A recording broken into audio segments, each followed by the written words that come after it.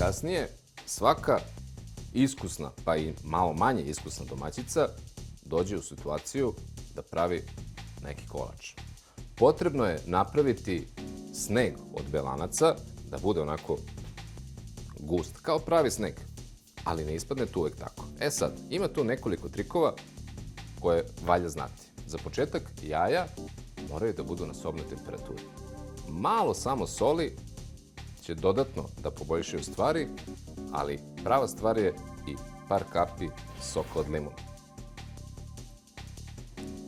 I naravno, dobar mikser, a ovaj je vrhunski. Za par minuta imaću sneg kakvog ima samo u bajkama.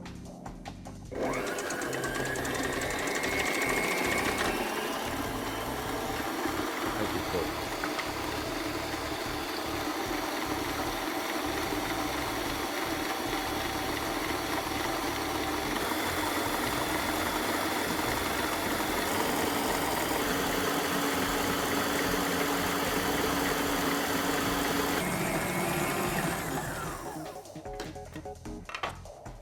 I da li imam dokaz da je sneg onakav kakav mi je potreban da kolači budu savršeni?